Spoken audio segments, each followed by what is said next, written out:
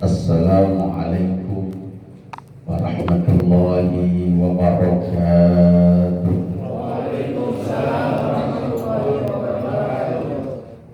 Bismillahirrahmanirrahim. Alhamdulillahi rabbil alamin.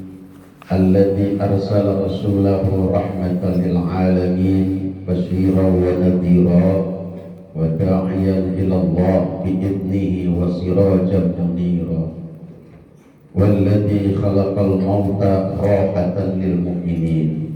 Asyhadu an la ilaha illallah wahdahu la syarika lah wa asyhadu anna Muhammadan abduhu wa rasuluh shadiqu wa'dil amin. Allahumma sholli wa sallim wa barik ala sayyidina Muhammadin sallallahu alaihi wasallam. Angkat tangannya, kita munajat kepada Allah dengan bersalawat. Allah turunkan rahmat dan berkah untuk kita sekalian. Salatan tuwassimu biha alaina al-arsal, amin. Wa tuhassinu biha lana al-akhlaq, amin.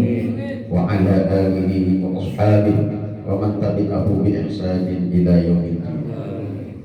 Amma ba'du, segenap guru-guru kita, tokoh agama, juga tokoh masyarakat yang semuanya kita muliakan, terkhusus sahibul mundang yang mengundang saya, Ustadzul Habib Ustadz Nafis Qurtubi yang saya hormati, juga guru kita yang biasa bersama kita untuk zikir, Kiai Haji Muhammad Andri yang di Depok. Saya kenal beliau, namanya Ustadz SMS, walaupun sebenarnya sekarang udah nggak musim SMS, musim WA sekarang. Berarti ini Ustadz udah lama banget kayaknya. Zaman dulu ini Ustadz katanya hidupnya romannya.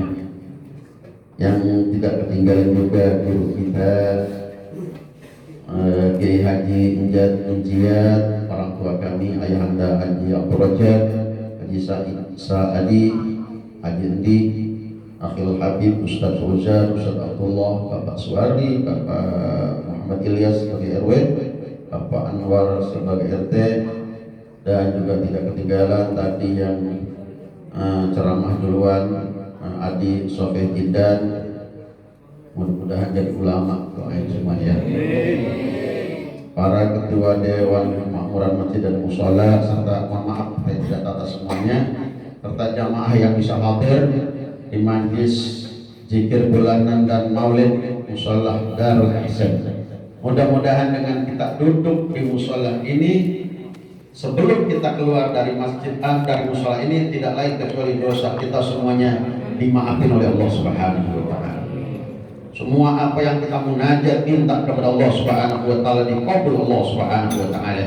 Kita datang ke sini dalam rangka memupuk iman akidah kita, mensolehkan diri kita, sehingga dengan seperti ini keluarga kita pun dijadikan orang-orang yang soleh-soleh. Amin ya rabbal alamin. Juga tidak ketinggalan teman-teman marawis dari Nurul Quran. Bapak Ibu jamaah yang dirahmati Allah Subhanahu wa Ta'ala, yang pertama kita kudu berterima kasih sama Allah. Wajib berterima kasih kepada Allah. Bayangkan saudara, pagi menjelang siang ini, dari mulai malam kita bergerak, kita terimpun di sini, bukan karena sehat sempat tahu ada acara, bukan, melainkan kita dikumpulkan oleh Allah Subhanahu. Dari jam berapa kita bangun? Kita ada yang melaksanakan sholat tahajud dulu, sebelum subuh berjamaah kita laksanakan qobliyah dulu yang nilainya luar biasa. Lalu kita kerjakan sholat subuh berjamaah. Setelah itu kita zikir, lalu kita menyebut lisan kita Nabi besar Muhammad sallallahu alaihi wasallam. Saat ini kita mendengarkan nasihat-nasihat agama. Sebentar lagi kita akan zikir. Masya Allah, begitu banyak kebaikan-kebaikan yang Allah berikan kepada kita pagi ini. Mudah-mudahan kebaikan ini terus Allah berikan untuk kita sampai kita menutup mata wafat menghadap Allah Subhanahu wa Ta'ala. Amin ya rabbal. Ini enggak gratis, ini enggak kebetulan Bapak Ibu yang rahmati Allah. Bisa jadi jam segini kita udah banyak yang kita kerjain dari malam. Jam segini bisa jadi ada orang yang boro-boro qobliyah subuh, sembahyang subuh aja kadang-kadang ada yang belum. Ada nggak? Yang bangun dari malam juga ada. Sama barang kita bangunnya jam 3. Cuman kita udah banyak banget kerjaan dari pagi dari malam sampai pagi ini. Kadang-kadang orang yang bangun jam 3 bareng sama kita sampai gini hari belum sembahyang subuh. Ada agak. Dia mau bangunnya sama kita dari jam 3, tapi belum sembahyang subuh. Bisa ada kayak gitu. Masya Allah. Bengong dari malam, bukan sembahyang tahajud malah sopang.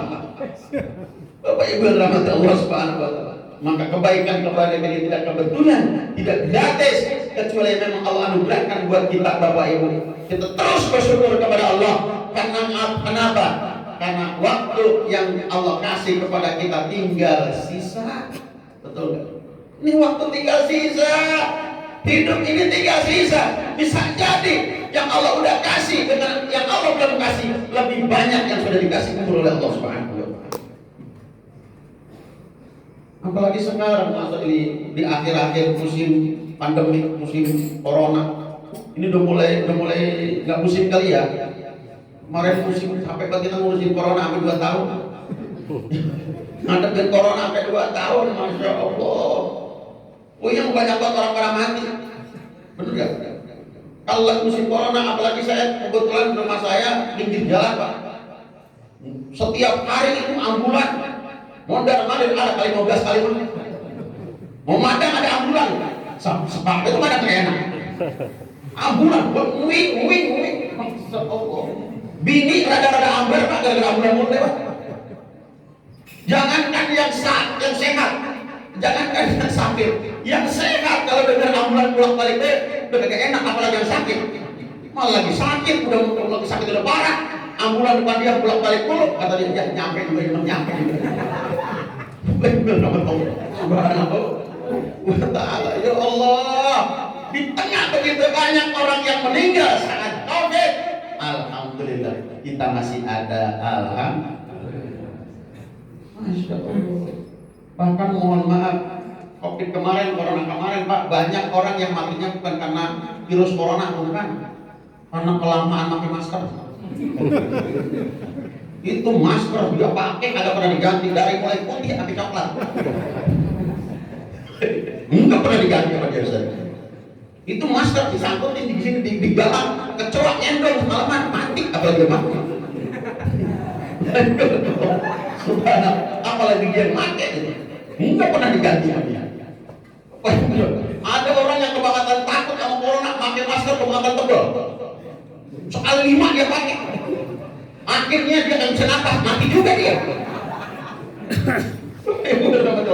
Subhanallah wa ta'ala. Ini saya pikir-pikir kenapa kelamaan ini corona sampai 2 tahun. Dari mulai tahun 2019, waktu itu namanya COVID-19, sampai sekarang 2021 udah ganti nama, namanya COVID-21. Udah kayak bioskop itu corona. Maksud nggak hilang-hilang. Kenapa? Oh, di antara penyakitnya adalah ada orang yang takut sama virusnya, nggak takut sama Allahnya. Ada orang yang begitu Pak, yang bikin corona kagak takut, sama coronanya takut, sama virusnya takut. Masker dia pakai, dia tutup mulut atas rapat, mulut bawah buka. Berarti itu kan sama coronanya doang yang takut dia ya. Mulut atas rapat, mulutnya, hidungnya rapat, mulut bawah kebuka. Dia umbar auratnya, akhirnya corona kagak masuk, corona nyeplos. Itu jadinya. Udah gitu Pak RW suatu hari ketemu nenek-nenek. Ketemu nenek-nenek Pak RW, lagi nengteng beras.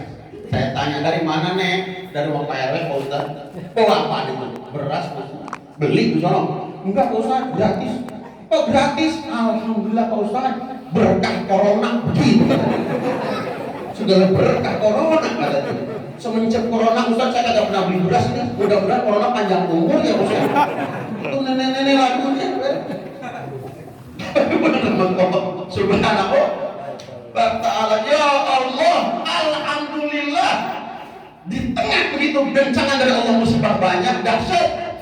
Sampai 2 tahun, tapi alhamdulillah kita masih ada. Alhamdulillah. Banyak orang yang susah gara-gara urusan corona ini, ya kan? Kemana-mana susah, apalagi dulu sekarang vaksin. Ke CCM aja beli vaksin Pak, susah. Beli ini susah, beli itu susah, beli ini susah, betul nggak? Kenapa? Nggak ada duitnya. Bukan masalah urusan vaksin, kita nggak ada. Pak, saya belum lama ke Cibubur Ustaz. Di sini banyak orang kaya yang bangkrut Ustaz. Gara-gara corona Ustaz. Banyak orang kaya yang tadinya jadi donatur masjid malah jadi bangkrut usahanya gara-gara usaha ini. Jangankan yang orang biasa Pak, kayak kita yang udah biasa bangkrut. Orang kaya aja Pak, lu lagi musim kayak begitu banyak yang bangkrut, apalagi kita. Cuman kalau kita mah karena keseringan bangkrut jadi baal. Betul bahasa lagi kan? Kalau dia mau banyak yang PA Pak, dia mah. Orang kaya mau banyak yang PA, kalau kita mau baal. Bodoh amat dari dulu bersusah, gitu. Bukan jurus itu kan kita mah. Bodoh amat, gitu. Tapi benar Allah Subhanahu wa ta'ala. Pada galau, usaha susah, nyari duit susah, kan gitu. Pada curhat tuh, curhatnya kemana? Ke rumah Ustaz dan curhatnya. Karena di Ustaz dilihatnya tenang. Pikiran Ustaz tidak ada masalah kali. Ustaz juga ada masalah kali juga. Kita ada ceramah pisan Pak. 2 tahun. Ini kan curhat rumah kita. Lo kita cuma kita pura-pura diem, pura-pura tenang. Padahal pedih Pak. Ini segala curhat sama orang lagi.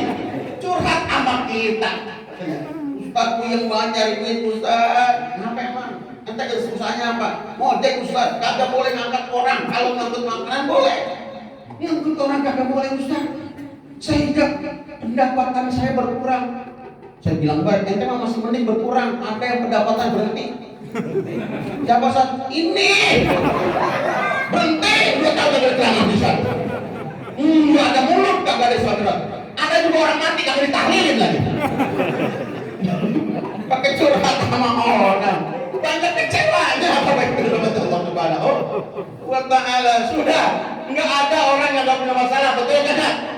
Kalau ada masalah cukup Allah Subhanahu curhatnya sama Allah. Banyak orang sekarang curhatnya lewat handphone. Begitu ada masalah, dia pesan status.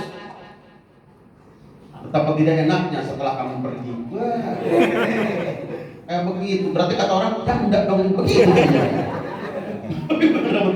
Subhanahu wa ta'ala. Sudah Allah Subhanahu wa ta'ala berikan kesempatan demi kesempatan kepada kita. Kebaikan begitu banyak Allah berikan kepada kita. Di tengah orang sakit, di tengah banyak orang yang meninggal, alhamdulillah kita sehat. Sampai hari ini kita masih ada, bahkan dalam taat kepada Allah Subhanahu. Alhamdulillahirabbil alamin. Masya Allah. Memang berbeda Pak. Musim corona sama sekarang ini berbeda apa? Urusan matinya. Kalau urusan mati banyak yang kemarin, bener nggak? Pada capek nggak? Enggak capek. Kita gini saya belum lama, kira-kira sebulan yang lalu ngisi di daerah wali kota rumahnya, gitu. Terus itu di situ, mohon maaf, saya ngisi acara 4 hari ceritanya nih. Kata Amil, Ustaz, ini tahlil dari malam pertama sampai 40 hari kagak berhenti. Kata si Amil, oh mantap, dia bilang begitu. Ini maksudnya ini orang ditahlilin 40 hari, enggak Ustaz, pindah-pindah. 3 hari, ada lagi, baru 4 hari, ada lagi. Enggak belum berhenti kita nih, udah 40 malam. Saya bertanya sama si Amil, terus gimana kita capek? Enggak sih, mantap gitu malah. Itu si Amil nakal banget ya, malah mantap katanya. Jadi angsuran saya jadi lancar Ustaz. Itu si Amil yang lagi itu mah Amil emang lagi bagus mah Ustaz. Kadang-kadang sehari ada berapa timanya. Ada yang saking buru-burunya dia ada acara bukan hanya orang mati, ada orang hajatan sampai Amil sekarang saya lihatin pada beli setim. Biar cepat mandinya. Bapak Ibu yang dirahmati Allah Subhanahu wa ta'ala. Ya Allah, betapa beruntungnya kita dalam kondisi apapun kita alhamdulillah sehat, kita diberikan ketaatan kepada Allah Subhanahu wa ta'ala. Amin ya rabbal. Bapak Ibu, karena waktu ini menurut Sampai yang nulis hikam kita hikam siapa lupa?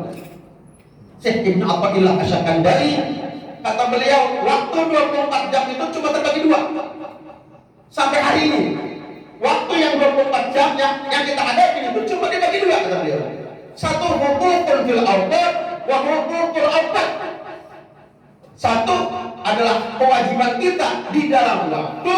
Yang kedua, kata beliau, kewajiban kita terhadap waktu. Kewajiban kita di dalam waktu artinya kewajiban-kewajiban kita yang ada di dalam waktu tersebut. Waktu-waktunya terbatas. Seperti misalnya kewajiban kita terhadap sholat itu cuma 5 waktu yang wajib. Enggak semuanya, enggak selama 24 jam. Kemudian ada puasa Ramadan, di bulan Ramadan, haji itu kalau mampu, zakat kalau sudah ada nisabnya. Tapi kata beliau yang kedua ada hukukul awqat, hak dan kewajiban kita terhadap waktu itu 24 jam kewajiban kita. Oh maaf, dalam waktu yang sama kata beliau minimal ada 4 kejadian seperti sekarang. Jam 6:05 itu ada 4 kejadian kata beliau.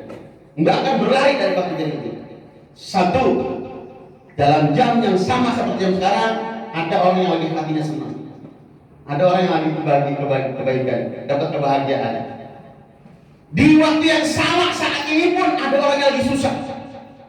Kita lagi senang, tapi di waktu yang sama saat ini ada orang yang lagi susah. Hatinya susah. Ada orang yang lagi bahagia. Jam segini dia akan nikah. Ada yang jam segini cerai, Pak. Ada yang segini lahir. Ada yang segini mati. Sama tuh. Makanya kita bagian orang yang lagi sedang dikasih taat sama Allah Subhanahu wa taala. Alhamdulillah.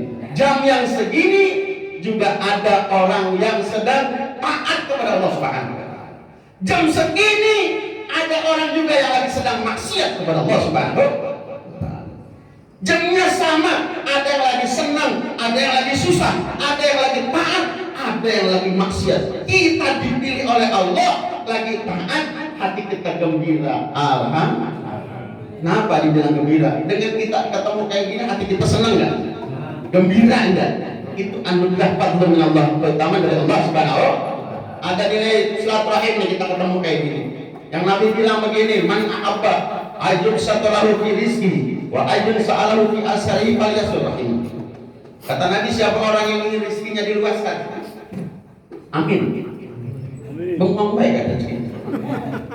Dan kata Nabi, siapa orang yang ingin rezekinya dimudahkan, umurnya dipanjangkan, falyasur rahim, sambung silaturahim. Insyaallah dengan kita sering ngumpul kayak gini, satu rezeki kita dikasih luas oleh Allah Subhanahu wa taala.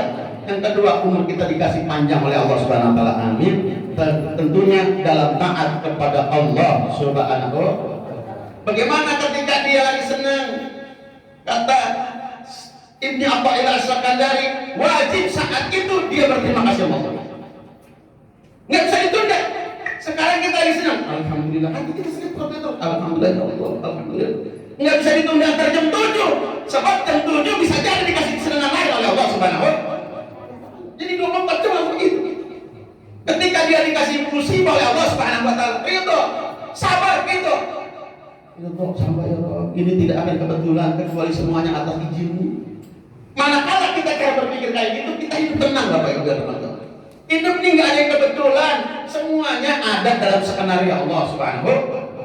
Andai dia dalam kesusahan, dikasih susah oleh Allah Subhanahu wa taala, sabar hidup saat itu, jangan ditunda entar, sebab mungkin aja entar ada masalah yang lain. Ketika dia dikasih taat sama Allah saat ini, dia berpikir syahidul minna. Dia berpikir betapa agung, betapa besar dia melihat agung dari Allah Subhanahu wa taala. Dan ketika dia dikasih maksiat, langsung dia minta maaf, astagfirullahaladzim, astagfirullah.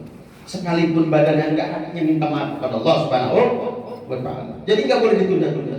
Banyak diminta maaf kepada Allah Subhanahu wa taala.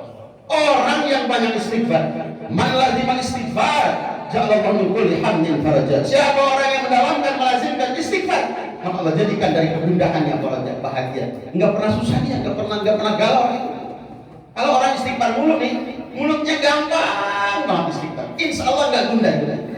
Wa min kulli dikin mahraja, dari kesulitannya makhraja, Allah kasih jalan keluar.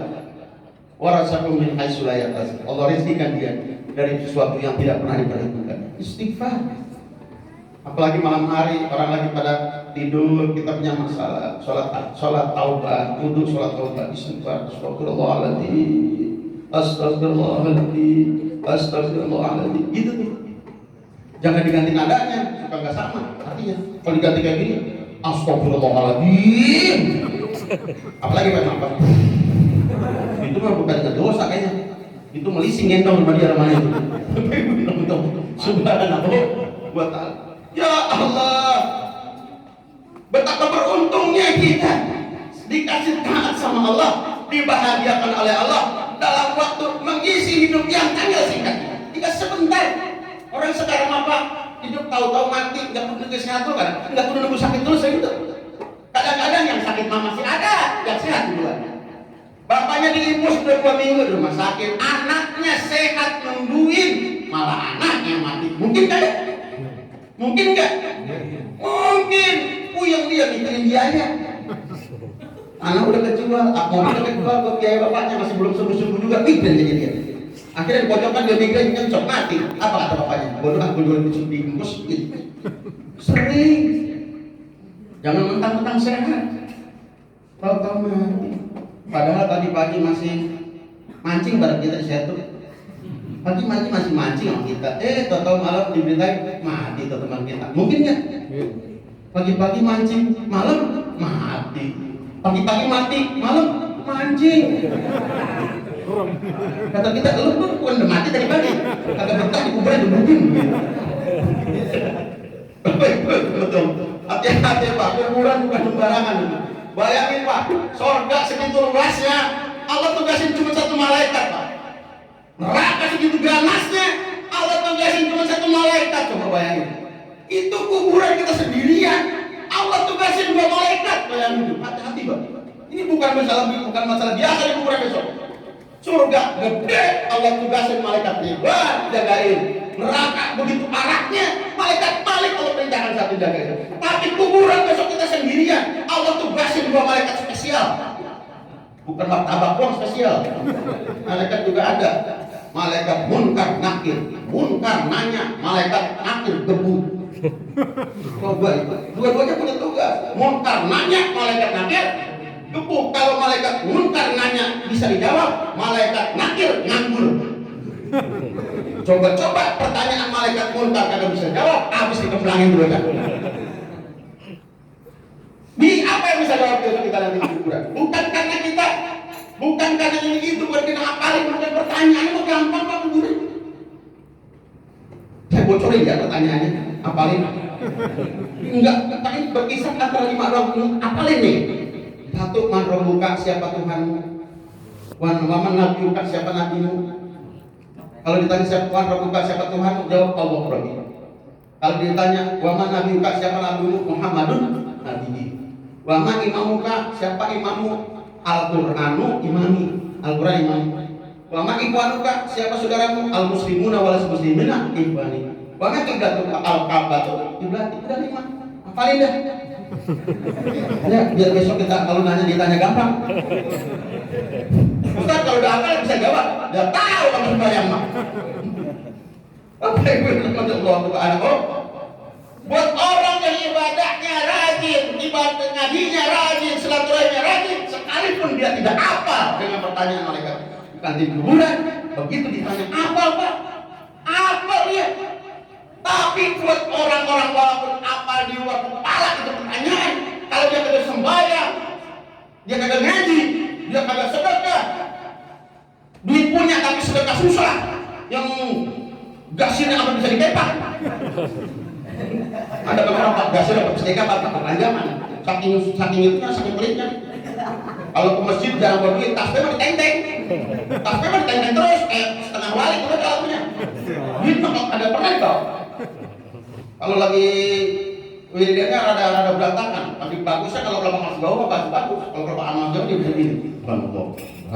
Subhanallah. Bergilaan ke kelopak depan. Astagfirullah. Kelopak lewat. Alhamdulillah. Begitu lagi tuh.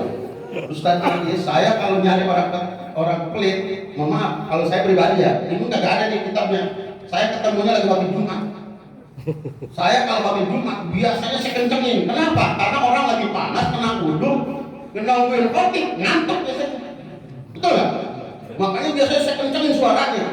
Itu saya cari di mana di antara jamaah yang boleh ketemu, karena dia ngadap kita ada dia, kita kencengin. Kenapa dia masih dengerin ceramah kita? Karena kelompok amal masih jauh. Kelompok amal mulai dekat, udah mulai semeter dia pura-pura tidur. Udah lewat mendusin itu bocah. Kalau boleh saya turun dari rumah si kampak bangun lu, habis dulu. Ini masjid kagak beres. Yang takut Allah Subhanahu wa ta'ala. Ada nggak orang gitu? Ada Pak. Bukan tidak punya, kadang-kadang punya, malah parah. Orang kalau udah penyakit ini Pak, penyakit namanya disebutnya penyakit bahil. Parahnya orang sudah. Penyakit ini yang bahaya ini satu bahil, ada di atas dia tuh namanya sumur. Kalau bahil masih mendingan. Bahil pelit, sumur juga pelit. Cuman kalau bahil masih mendingan. Pelitnya sama orang lain doang, sama keluarganya royal kurang. Sama keluarganya royal, anaknya gonta ganti handphone, gonta ganti kendaraan. Tapi sama orang lain, pelit juga setan. Ada Pak yang lebih parah lagi, namanya sufun. Ini banyak pelit. Ini sama bahil dia sufun itu kakaknya, abang isi bahil. Kalau udah sufun, masya Allah. Sama orang lain pelit, sama dirinya juga pelit. Ada yang punya duit. Ada orang gitu, tanahnya banyak, kontrakannya banyak. Madangnya nggak pernah enak, bukan tenggang. Dia kemana-mana jalan kaki mulai kata gini. Masya Allah. Sekali-kalinya naik dikit, ikannya ikan sakit dimakan sama dia. Namanya kalau nggak salah itu ikan kembung. Itu ikan lagi sakit itu dimakan sama dia. Naik dikit, makanan dikit, ikan Jawa. Kalau saya sebutnya ikan emas. Sebab kalau Bogor itu ikan Raden kalau nggak salah, Asep. Jadi ikan Jawa, ikan emas. Ibu dan Allah Subhanahu wa ta'ala. Ya Allah. Tahu, hati-hati betul. Masya Allah. Tapi alhamdulillah, summa alhamdulillah, dalam hidup kita dikasih taat, bahkan yang lebih hebat apa? Bukan sekedar hidup, Allah jadikan kita umat Nabi besar Muhammad Sallallahu Alaihi Wasallam. Ada di dalam kitab An-Nur tulisan Habib Abu Bakar bin Hasan Al-Attas Az-Zabidi. Suatu hari Nabi Daud jawab kepada Allah Subhanahu wa ta'ala. Kata Nabi Daud, ya Allah, wahai Allah, menurut engkau apa yang diberikan kepada kami manusia ini yang paling kecil? Wahai Allah, menurut engkau apa yang engkau berikan kepada kami sebagai manusia, nikmatku yang paling kecil? Apa jawab Allah? Allah jawab kepada Nabi Daud, napas Pak.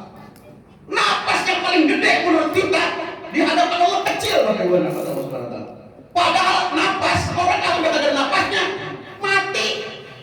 Betul gak? Artinya apa? Mata kita mahal, ginjal mahal, telinga mahal, semuanya mahal. Ama napas Pak, kalah semua tuh, betul gak? Orang gak ada matanya, kalau napas masih ada masih bisa hidup. Orang gak ada telinganya, napas masih ada masih bisa hidup. Tapi lengkap di badan, napasnya kagak ada, mandiin.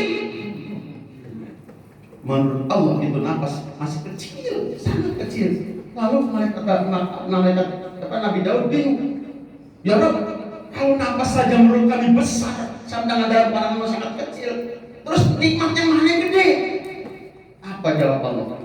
Yang paling besar adalah aku akan munculkan Nabi akhir zaman Muhammad Sallallahu Alaihi Wasallam. Tidak ada nikmat Allah yang bisa mengalahkan Allah lahirkannya junjungan kita Nabi besar Muhammad Sallallahu Alaihi Sallallahu ala Muhammad Sallallahu Alaihi Wasallam Sallallahu ala Muhammad Sallallahu baca salawat itu salawat Jibril namanya, jangan kurang dari 1000 sehari. Kalau pakai habis sholat berarti 200 kali setiap sholat, 5 kali 1000. Insya Allah saya dulu dijajah sama guru saya waktu di Lirboyo, itu ketika kita baca 1000 minimal, salah rezeki kita dikasih gampang oleh Allah Subhanahu wa Ta'ala. Jadi yang ngais rezeki nggak perlu kerja terus-terusan, kerja ya, usaha ya, tapi pikat Allah Subhanahu wa Ta'ala dengan menyebut Nabi besar Muhammad sallallahu alaihi wasallam. Kalau musim penyakit kayak tadi itu Imam Ustaz Mujad diajari dia apa namanya dibawa kita untuk berselawat di qulub. Kita baca sekali lagi. Allahumma shalli ala sayyidina Muhammadin fil qulubi wa dawaiha wa afiyatin abadan wa sibaya wa nuril absari wa diyaiha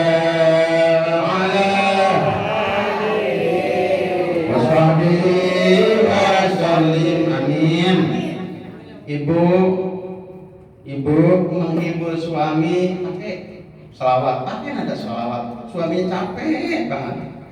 Ibu lagi nyuci, mesin cuci rusak. Akhirnya suaminya mau ngebenerin, kagak punya duit, dibenerin sendiri. Dia ambil obeng, dia buka tuh mesin cuci, udah berantakan, nggak bisa benerinnya. Udah pada cebong itu muka RW, bingung, udah pada keringetan tuh di kamar mandi lagi kita. Ngirangin lagi, pakai nada selawat. Selawatin tuh lagi kita. Kebetulan nama laki kita Kang Komar. Kita ngadain pakai selawat. Komarun kekasih hati. Komarun. Senyum-senyum itu lagi kita di kamar mandi sambil cemong mukanya. Iya kan? Masya Allah. Laki kita pengen jenengin bini, diselawatin juga pakai nada selawat. Kebetulan nama bininya Wajami. Sambil negalin taknya begini, Wajami tekanan batin. Enggak pernah dibagi juga itu tuh. Bagaimana kata tekanan batin? Bapak Ibu yang dirahmati Allah Subhanahu wa Ta'ala. Ya Allah, kita punya modal buat masuk surga pakai sholat nggak bisa, puasa nggak bisa, tapi Nabi ngasih kemudahan.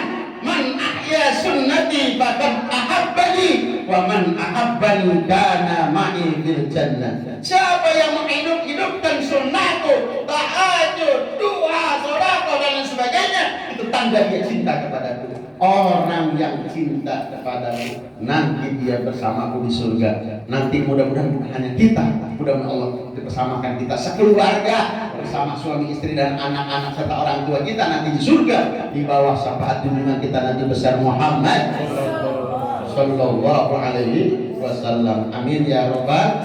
Maka mumpung hidup 3 kali terakhir ya, 3 yang harus kita pikirin sekarang. Besok kan kita meninggal, pikirin kalau meninggalnya lagi ngapain. Jangankan kita yang taat Pak, jangankan kita yang taat, yang tukang maksiat juga meninggalnya pengen husnul khotimah, betul nggak? Apalagi orang yang taat. Tapi faktanya lihat, ada orang yang meninggal lagi taat, ada orang yang meninggal lagi maksiat. Kenapa bisa begitu? Imam Ghazali ngasih bocoran. Ya mutul mar'u ala ma'asya, wafat seorang tergantung kebiasaan waktu hidup. Kalau waktu hidup kita sering berjamaah, baca Quran, silaturahim, ketemu guru-guru di tempat-tempat yang Allah redha, mushola, masjid, pondok pesantren, insya Allah saat wafat dalam suasana Allah redha, Nabi bangga. Tapi kalau masih hidupnya jarang di tempat-tempat tersebut, malah di tempat-tempat maksiat ada mulu, di masjid kagak ada, tempat ngaji kagak ada. Kalau dicari di Parung ketemu, di tempat ngaji kagak ketemu, tapi kalau dicari di Parung ada di kota.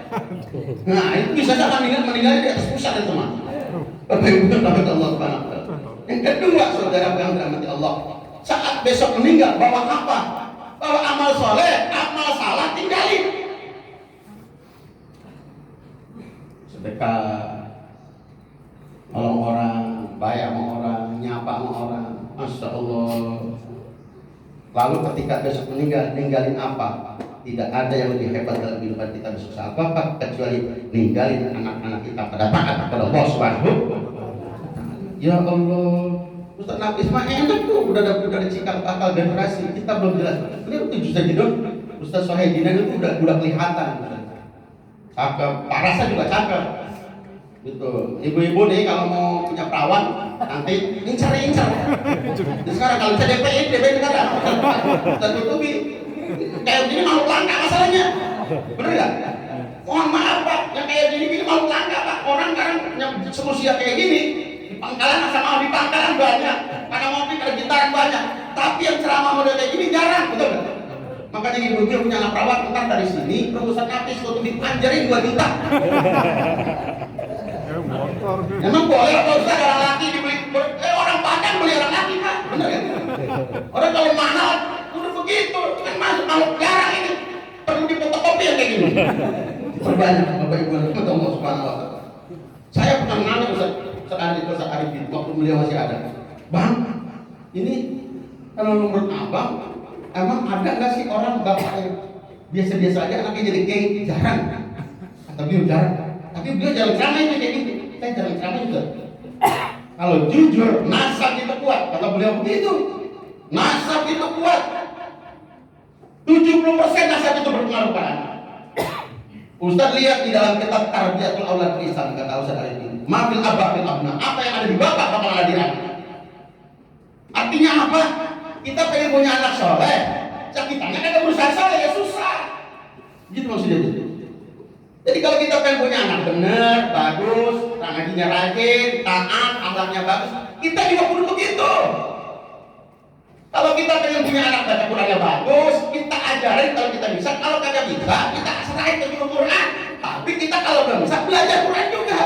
Insya Allah kalau begitu namanya nyambung. Nah tuh anak nanti kalau lagi libur malam Jumat, periksa bacaannya. Nah kamu mau libur, bapak pengen tahu kamu baca udah sampai kemana bapak. Ayo baca, bapak ntar yang salah bapak benerin. Kalau nggak salah bapak diam. Dibaca sama anak dan bapaknya. Bismillahirrahmanirrahim. Sabbih isma rabbikal a'la alladzi khalaqa fasawwa, sampai selesai anak baca. Bapaknya diem baik. Kata anaknya, Pak, udah selesai. Iya. Gak ada yang salah Pak. Gue mah kagak bisa pakai gini tau. Lu mah belum salah, gue kagak bisa baca kayak gini. Lu mah udah baca Quran ya? Bapak mau berarti ya. Kalau mau meriksa anak lagi. Subhanallah. Tapi gak apa-apa, yang penting berusaha bagus. Tadi kata beliau, pengaruh orang tua tuh bakal anak tuh kuat. Yang pertama, mohon maaf, sifat orang tua itu sangat kuat. Biasanya itu anak ambil sifatnya dari bapaknya atau ibunya. Makanya ibu, mohon maaf Bu, kalau ada anak kita ngelancong, ada anak lagi ngelancong ke rumah kita, karena sifat anak biasanya ngambil dari bapaknya atau ibunya, kita tanya ke bocah, Tom, lu anak siapa? Dari mana? Kalau dia ngaku begini, saya Anu Bu, nama saya Anu, binti pelit, binti ir. Udah jangan diambil dah Bu, bahaya itu mah. Keturunan nanti waktu kita bisa pikir juga itu. Bapak Ibu dan Allah Subhanahu wa Ta'ala. Yang kedua, paras. Ternyata Ustaz Arifin waktu itu saya tanya mama, beliau juga jelasin paras. Ustaz Ibrahim biasanya wajah anak itu nggak jauh dari wajah orang tuanya. Dia kalau kagak mirip bapaknya, sering juga dia mirip ibunya. Nggak mungkin dia nggak mirip bapaknya, nggak mirip ibunya, malah mirip Ustaz SMS. Kata orang ngendong kali itu Ustaz. Pulang ceramah kemalaman ngendong kayaknya. Itu jadinya nggak mirip siapa-siapa itu. Jadi begitu Bu. Jadi ternyata, mohon maaf, kalaupun ada orang 7 bulan atau 4 bulan, kita kadang-kadang suka iseng disuruh baca surat Luqman supaya ini bocah gampang dinasehatin, baca surat Maryam supaya ini bocah bisa jaga diri, baca surat Yusuf supaya bocah cakep. Kata saya tergantung orang tua itu mah. Baca surat Yusuf ya Ustaz, maksudnya biar anak saya cakep. Katanya saya lihat bapak emaknya, masalah parah. Ya udah pasrah udah. Ntar kalau bocah bapaknya hitam, emaknya hitam, bocahnya putih, gimana? Curiga orang, kok ini beda ini. Warahmatullahi wabarakatuh. wa ta'ala. Makanya mohon maaf ya Bu, karena pengaruh anak bapak itu mukanya bapak dan ibunya pengaruhnya ke anak, tolong kalau kita punya anak perawan kayak laki dan kalau yang memang udah mau waktunya kawin, kita kacain dulu mukanya, kita kacain dulu anak kita mukanya. Kalau anak kita cakep, anak kita cantik, bebas kawinin sama siapa juga. Anak kita ganteng, kawinin sama yang cantik, boleh. Ntar cucu kita ganteng dan cantik. Anak kita ganteng, kawin sama yang jelek, boleh. Ntar cucu kita sedang. Tapi jangan coba-coba nekat, anak kita jelek, jangan sekali-kali dikawin sama yang jelek. Udah anak kita jelek, mantu kita jelek, cucu kesian gak ada mukanya. Ini cucu kok mana mukanya? Gak ada yang jelas mukanya. Anak hitam, mantu hitam, masalah cucu 5 biji gak ada yang kelihatan. Ini cucu mana ini? Tekan dia, ternyata hitam semua kepek.